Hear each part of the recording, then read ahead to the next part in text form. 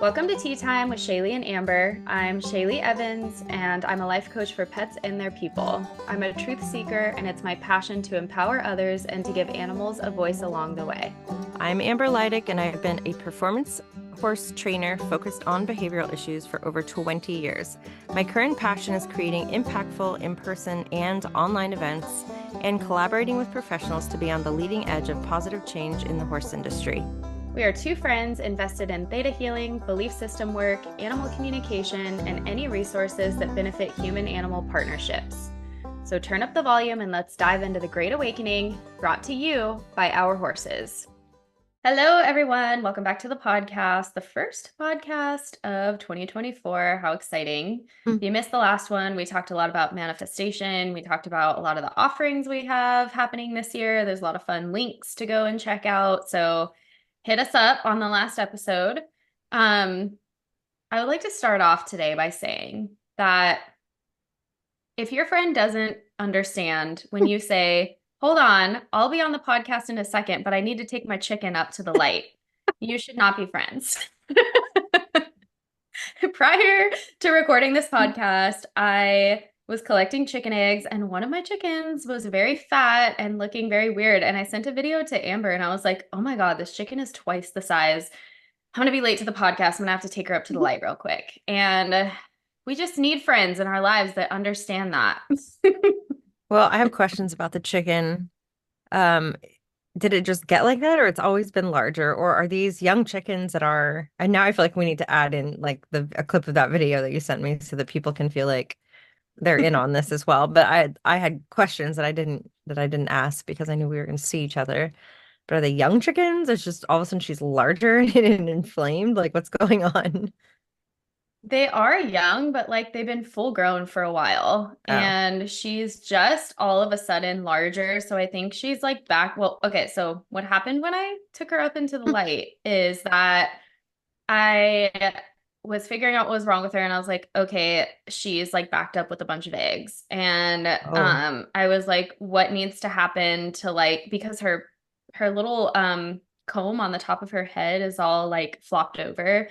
Mm. And then I saw she has like a little bit of a bacterial imbalance, and I was like, okay, so like is this ready to shift? And then I was like, okay, I got a yes to that. And then I'm like, I asked something else and I got a no.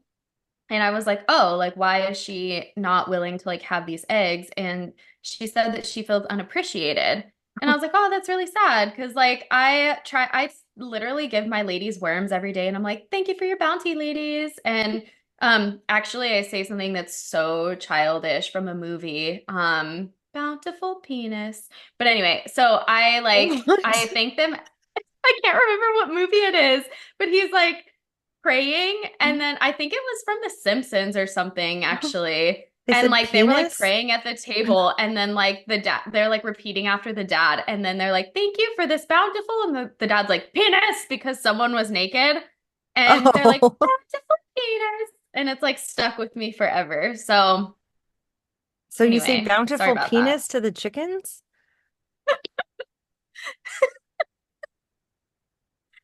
I can't change the way I am, okay? It's Okay. just there. But anyway, I thank them for their bounty, and I give them worms, and I put their vitamins in their water and everything. But you know what thought first came to mind? And she listens to this podcast, so she's going to be very sad to hear this. But a friend of mine, very close friend, I went to her house and I brought 4 cartons of chicken eggs recently. And her husband was like, "No, I don't want these. Like, he was like, this is way too much eggs. I'm going to give them away. Like, do something else with them. I don't want them." And I was like, "What? This is like a gift from the ladies. These are like fresh eggs that are going to last a long time. How can you reject these eggs?" And that's the first thought that came to mind. My friend's husband backed my chicken up. So I had to go undo that belief system. Oh man. If this isn't any indication The of how mess this over podcast here. this podcast is gonna go, it's gonna be a wild one. It is, because I'm going to talk about cats next, which should be like a very interesting thing. But yeah, so that's the story about the chicken. I put her in the laying box before I came in the house. Last time I was helping a chicken with an egg situation. I massaged them and stuff. So that's probably what I'm going to be doing because she's all large and lethargic and stuff. And it's a whole thing. So I'll have to update everyone on the next episode. That has to be really uncomfortable. I can't even imagine. I know. I know. You saw in the video, she's I twice the did. size of the other chickens. I I was did. like, even her neck is big. How is this a thing? Yeah, her whole body, their whole body's probably going to like some type of inflammatory response because it's trying to like inflame to like remove. I had I this know. whole not it's not super recent, but it's just been reinforced lately. And then I just stumbled upon a video this morning where there was a guy talking about um just the inflammatory responses in bodies, even cancer and definitely the flu and fevers and stuff like that. And having this belief and this automatic response to when that is happening, that it's like, oh, thank goodness my body is clearing out all of this overgrowth or of, this virus that's in there, or this imbalance, and it's heating up so that it can clear out and create these new healthy cells, and like how cool that is, instead of being like, I'm sick. And he was even talking about cancer being something that is in line with those beliefs that he has about, what the body's doing. I'm not going to go into what he was talking about, chemo and all kinds of other things, but that idea that like we should be grateful when moments of inflammation come into our body as an indication of your body's doing what it's supposed to be doing, and B, the opportunity to be able to ask your body, like, why did this accumulation come to start to begin with? Why is this here? Like, what am I missing? What do I need to know? What do I need to look at? What can I clear more of? Which has kind of been like my vibe lately with, I've been posting it also, but I feel like when we were talking about doing this manifestation thing, we always have to bump into, well, there's the things that block people from being able to manifest and having these belief systems like tucked away in there and being able to unveil them and release them. And then also going into the receiving mode, which was what Denise was talking about. I feel like we've been talking about since the first elements of connection, is Mhm. the whole idea around manifesting is being able to go into the receiving mode. And I feel like if there's not room for all of the things energetically and physically to come in, then you're like a manifesting energetic hoarder. We also just watched Hoarders the other night. And it's like you think about that, like if I'm just collecting all of my old belief systems and all my own like stuff, right? There is no room for the new things, the up leveling of things to come in, and the releasing of the idea and the concept of sickness, and releasing other things like old versions of me and my beliefs that I had around worthiness and things that I could handle and could not handle, or things I had to be or do to be able to deserve the things that I thought that I was calling in that I wanted. So yeah, inflammation, not so bad. A little uncomfortable, but the movement happens. I like that thought process too, because when we do have inflammation or discomfort in our bodies, it will totally bring us into the current moment. Like it's one of those things that is reminding us, hey, you have lacked awareness for however long, and it has turned into sloppy emotions, which has turned into this bacterial infection in your body. And you're feeling all of this, and now you're going to have to be in it and sit in it and find gratitude for, the thing, like the days that you feel better, or because anytime we're sick, we're like, oh, I feel so much better today, and it's like this like magical thing that happens and we're like, thank God.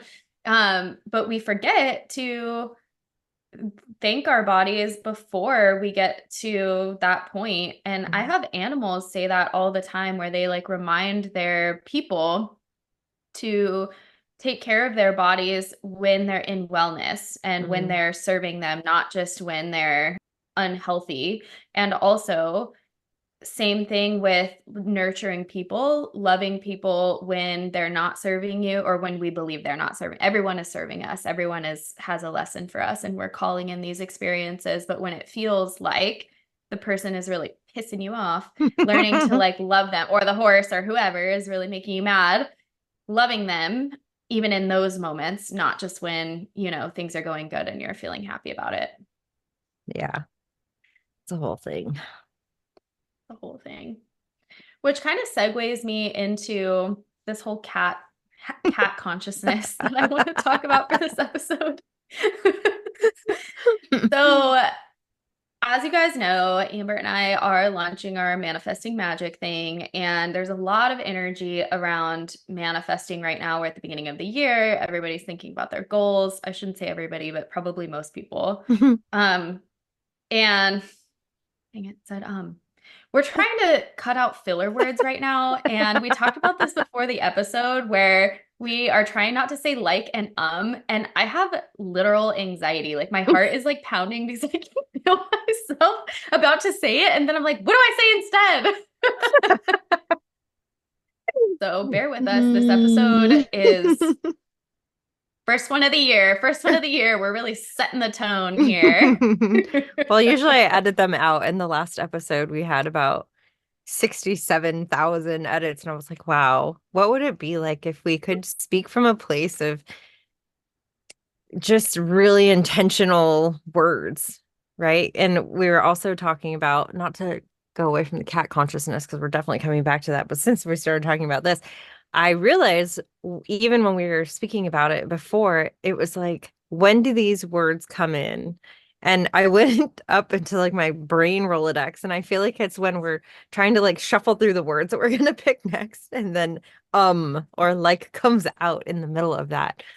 So it's interesting how, as humans, we feel like we need to fill the space with something, even in a sentence, right? Like, it's like, why can't we just be with the thought and wait for it to come to us without having to go and, and smash a bunch of words in between? It's interesting. It's very interesting. That's so true. And that just gave me a little flashback to my sessions because people will ask me a question, and instead of just closing my eyes, I'll be like, let me see. Like it totally is one of those things where I use a filler word because I don't want people to feel awkward because it's going to take me a second to like get the answer to the question. So I will put a little filler in the silence, which is so interesting. And I have trained myself to go through my sessions extremely quickly, which is why I record them because there's no way people could write as fast as I talk. And I've had people tell me to slow down before, and I'm like, no, I can't. Like, this is just how my sessions go. They're just very fast, and I want you to have like 5 pages of notes at the end of our session. And so I'm just going to say everything I need to say. So if there is a pause, it feels so long to me compared to like how fast the information is like flowing in my brain. So, yeah. Anyway, we're trying to be more conscious about that. Let us know if you guys have even noticed them. I'm sure that you can't edit out every single one of them or our conversation would sound weird. When we do use those filler words, it's always in between two thoughts. And so it actually, people probably don't even notice. It's very, Oh, very, wow. the transitions are very smooth, but that's how I know. It's like when we're like, yeah, and that's mine. And yours is, um, mine's a long and yours is a long, I know that because I edit the podcast. It's fine. It's fine. It's fine. It's fine. It's great. Just I'm interesting. going to come up with another word. Anyway, that's going to be my new word. Anyway, back to the cat collective. So it started with me trying to locate this cat. And if you guys know anything about me, I really do not like finding lost animals. It's not my forte. I also have this deep sense of knowing that animals are never really lost. And that's not to say that they don't want to find their way back home or that they don't like the people that they left from. And sometimes, like a house. So for instance, like the cat that I was looking for was a house cat, and the door blew open and she got out, and then she was quote lost. And when I asked her, do you want to find your way back home? She said yes to that. But she didn't have this sense of urgency about her. She didn't have a sense of fear.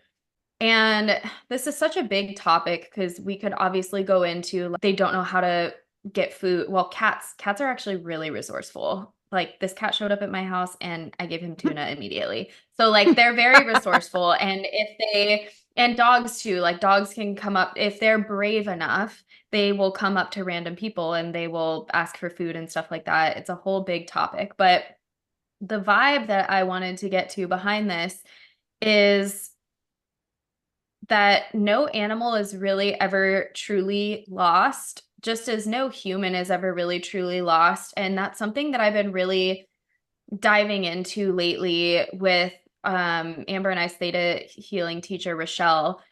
Is helping me kind of navigate the feelings around loss and like being lost or feeling lost. And I started working with this cat and she was like, I'll come back when I'm ready. She showed me exactly what the property looked like before the person sent me the map and was like, I'm in this drainage ditch. There's other cats. There's a gray tabby cat. There's this and that. All these things that could validate for the person. Yes, this is true. Sagebrush, like the direction of the property. And the person was like, yep, like I totally have been looking there. And she was like, okay, I'll come back when I'm ready. Like, yes, I want to come back, but this is what I'm doing right now.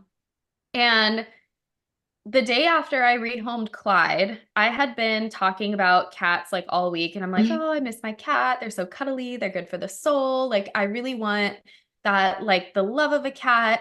And the day after I rehomed Clyde, I was outside and a black cat just comes jaunting over to me and is like meowing his little face off. And I'm like, oh my gosh. And immediately I'm like, oh, poor you, you're lost. And he was like, what? I'm not lost. Like, you asked, I'm here to deliver. Like you said that you needed a snuggle. I'm here. Give me some tuna and I'll be on my way. And it was so funny because I went inside. I was like, you need to hang out here. I'm going to bring you some tuna. And when I get back, like, you better still be here. And so, and because I was thinking, oh, this is my cat. He's meant to live with me.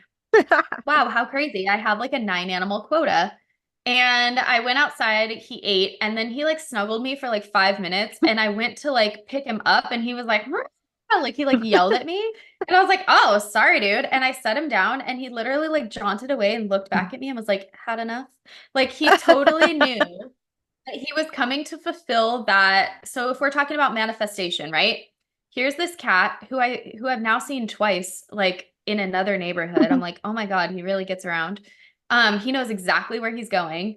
So my vibrational energy that I put out there was I really miss the feeling that a snuggly cat can give me. Like they're just warm and happy and like cuddly.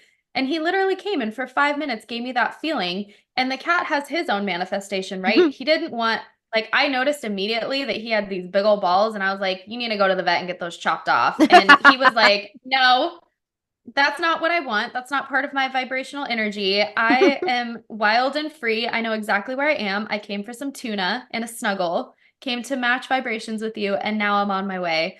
And I just think it's so interesting because when I asked the cat collective this morning, so I was thinking about him and I was like, why do animals get lost? And then why do animals leave and they come up to people like that and then they leave again? And the cat, especially cats are so good about that. Like there's literally feral cat colonies that people will just bring bags of food to and feed Yeah, my them. aunt does And that. like, yeah, worship their little feline bodies and like can't even pet them or anything. And they just they just know how to call in like animals.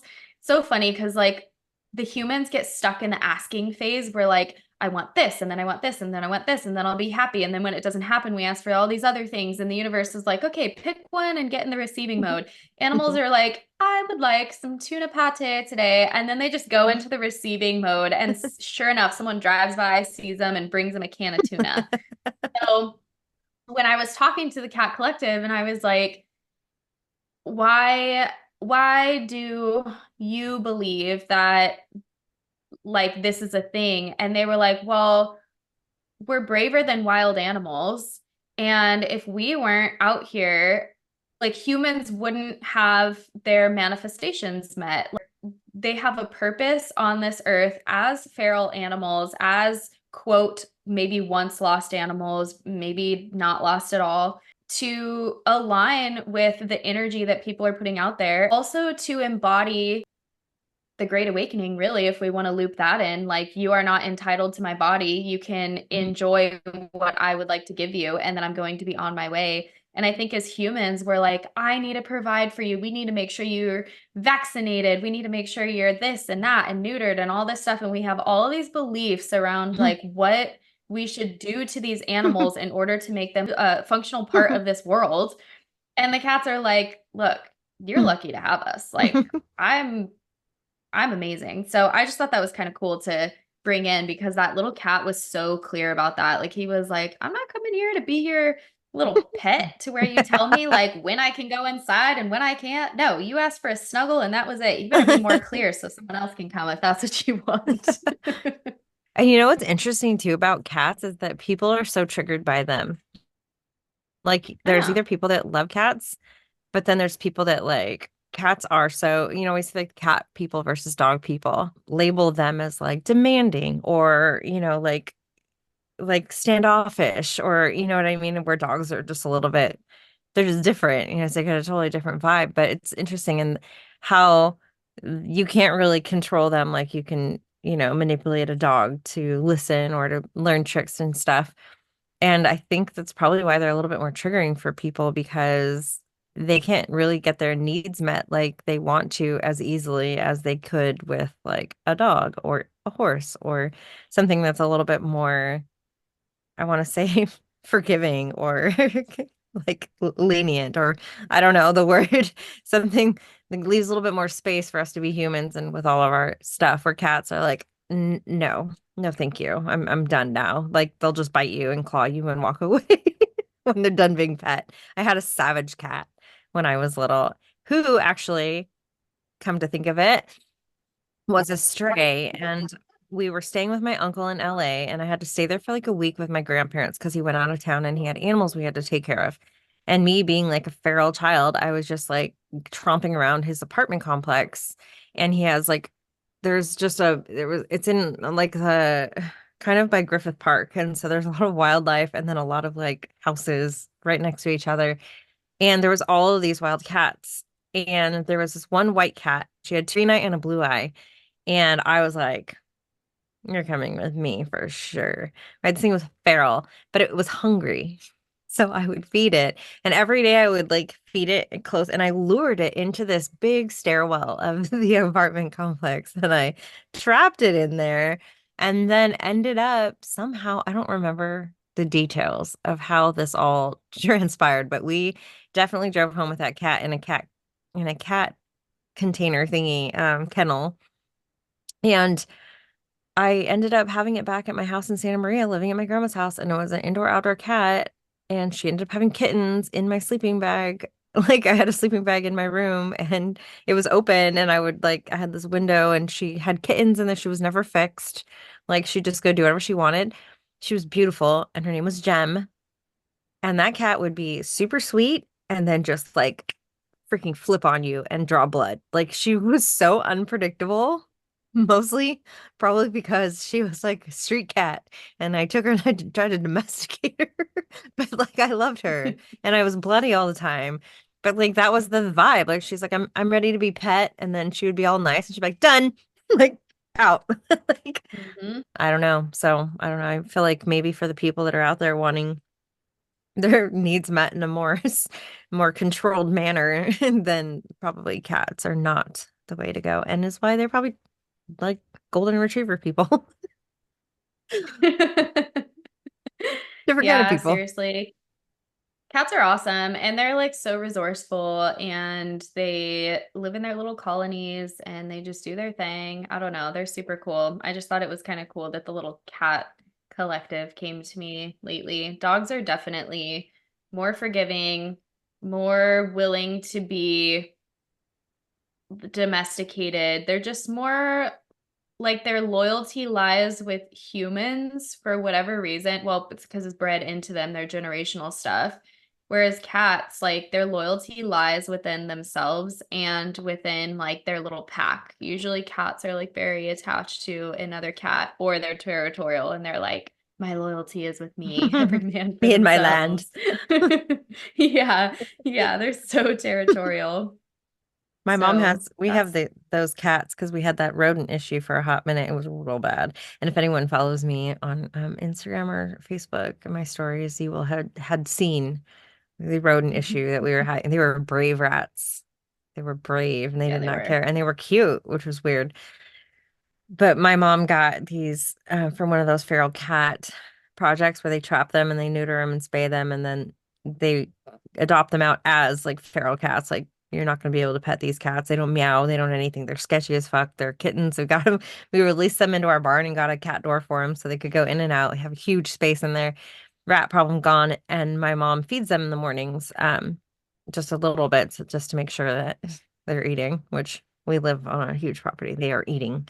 But they can't come out during the day because the dogs chase them. At night, it's a little sketchy because there's coyotes. Like they're contending with a lot. They've been around a while now, though. My mom went out of town. I don't ever see the cats. I don't do deal with them. They're like little vampires. So I had to feed them. So I go in there morning, and these things are meowing and coming up to me and rubbing their bodies on my leg. And I was like, the only hope that these cats had at survival were being quite as feral as they are. And now they are talking and rubbing themselves. Like you can't pet them. Well, I think she can now.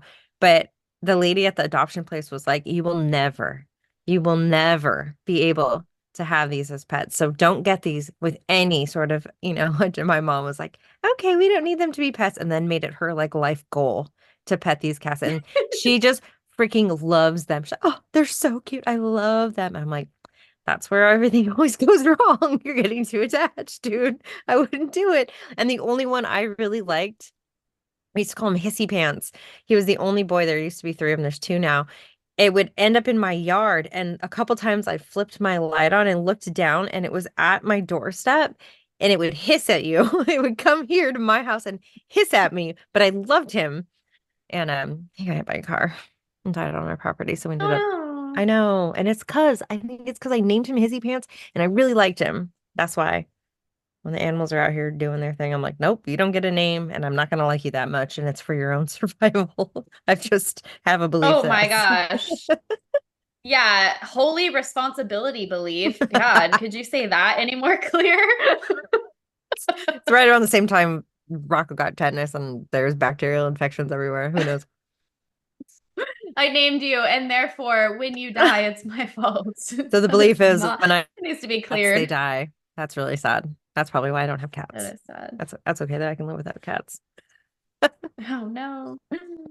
Oh gosh, what a weird episode. Well, So if any of weird. this resonated with you guys, let us know. Surely, I, I feel like lost animals. I don't know why I wanted to talk about. Well, yes, I do because I was doing the healing stuff with Rochelle, and it was around like Oh yeah. first. I hate being lost, and the hard thing about that is that I have no directional awareness whatsoever. If Oh, my life because depended okay, on it. side note to all those out there that don't know Shayleigh, because I knew her until I drove in a freaking car with her navigation system on. Here she says this. These words are being spoken into existence publicly that she hates being lost. Hear that. She hates being lost, yet she shuts off her navigation system a good 10 minutes before we get where we're going and tries to use her intuition to get there. So, yeah, I think maybe you need to dive deeper in that because I was like, did you just shut the map off? It'll be fine. It'll be that was North Then I Carolina. turn it back on and I'm like, oh, whoops, we passed it 10 minutes ago. We got to make a little loop around. Which that's another reason why to have that you have friends who understand you and love you for you because not only that, but I don't know if you guys remember or if we even talked about this, but my key fob was all fucked up when I picked Amber up and she had to sit in my car with Sage and Arlo while the thing dinged and we went to like 5 different places to find a battery for it and we just drove around aimlessly like it was a whole shit show. And she was just like, okay. And we had no food. And we ended up getting like a bag of Lay's chips so that we could both function to get to Stacey's house. And it was a hot mess. But yeah, I absolutely hate being lost. I have no directional awareness. And also, I'm very terrible with like numbers and distances, but it'll be like in 1 mile, your destination is on the left. And I'm like, good enough. I feel like I could eyeball a mile. Like that should be good. Even though I miss the streets all the time. So I really don't know. I think it's like my adventurous side really fighting with the side of me that lost a few brain cells in this lifetime. I don't know because yeah. So, but I'm here to tell you guys that lost animals are never lost. Even if they do want to go home, someone's going to come on here and say that, how do I want to say this? Someone is going to listen to this episode and be like, that is not true. Animals, like disasters happen, things happen to where animals can truly get lost. Like they can get let out if a farm sitter is watching them and run away, or someone can get in a car accident and they can get lost there and not know how to find their way back home. Yes, they can be physically separated from you and not find their way back home. And they can be scared and experience all the emotions that we experience too when we're in a situation like that where we don't know where we are and there's new surroundings and there's a lot of change. But one of the reasons why I don't really help people find animals that are lost is because there's so much discord and disconnect in the beliefs around the suffering of an animal that is not under our human care. And it's so complicated and so complex. But what I will say to kind of close out the conversation is that I've never spoken to an animal that was separated from their human partners and not knowing how to find their way back home that was in significant distress. Maybe some physical stuff going on, but they always have this understanding of this is my situation now. This is where I was. This is where I'm going. And they never feel like they're just kind of like, yep, here I am. Like I'm at this location and I'll be back. Or they say, like, I'm trapped. Like I need someone to get me. I'm kind of stuck. Like I talked to a horse one time that had been lost for a while. And I just got this sense that it was just right on the other side of the fence. I was like, this horse is stuck in a thicket. It's on the other side of the fence. It's like a boggy area. And when they finally found the horse had like eaten down all this stuff in like a little round pin radius and was stuck right on the other side of the fence.